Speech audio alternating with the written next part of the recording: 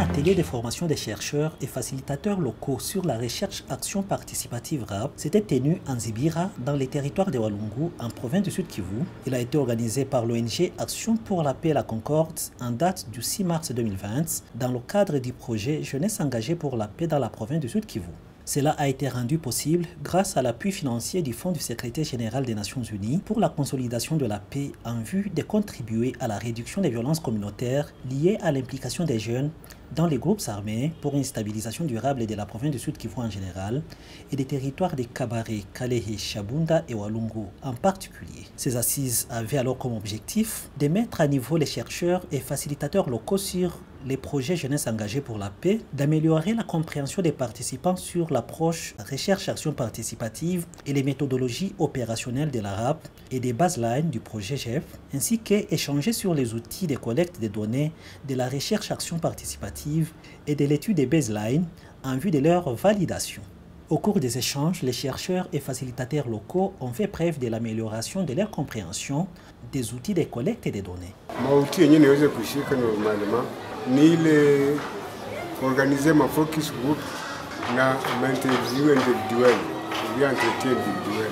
Tofauti yenye iko focus group makushe mingi za watu zenye mtu anaitisha, mnakaa mnazungumza juu ya jambo fulani. Kunaweza kundi la wanawake, wa binti, wa garso, meme na wa chef local citizen.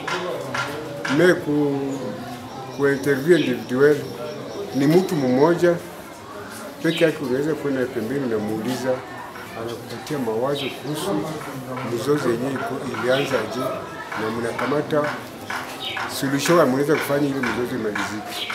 Ndani ya hiyo mafundisho tulijua utafiti ni nini, tulijua zaidi juu ya zile mauti, donc ni kusema focus, na ile nyingine ambayo inaweza fanyika individuel, iko interview bien entretien individuel. À la clôture de cet atelier de formation, les participants se sont également réjouis de l'amélioration de la compréhension sur la recherche-action participative.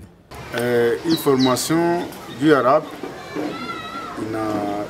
inanidifié personnellement juu ya kujua namna gani tunaweza tafutisha problem na gisi tunaweza leta maaction yayo na tunafanya participation pamoja na population yenye tuliamene ile recherche.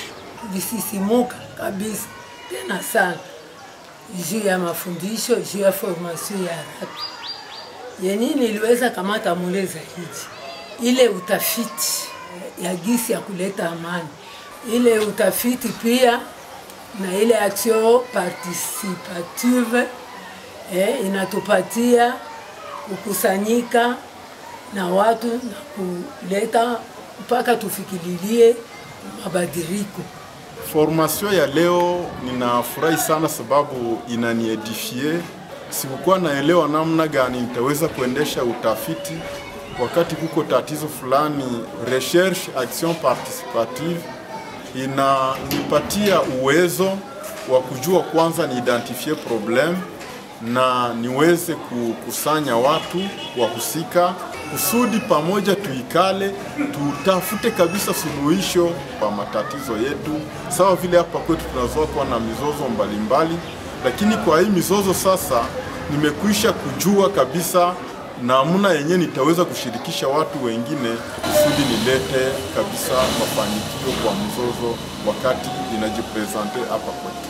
Vingi Mahamba, assistante au programme Tujenga Amani, cofinancé par les projets Jeunesse engagée pour la paix, a réitéré le soutien et l'accompagnement des APC à la communauté de Walungu dans les processus de la consolidation de la paix. Sisi kama APC tulijiengagé kuwashindikiza ili tuweze kucontribuer kwa kuleta amani mu triangle, kuendelea kuwashindikiza mpaka tuweze kucontribuer kwa kuleta amani ndani ya triangle Kabare, Shabunda na Walungu. Après cette formation, les bénéficiaires seront largués sur terrain au sein de leur communauté en vue de mener une recherche-action participative sur des questions spécifiques à la jeunesse et à la paix.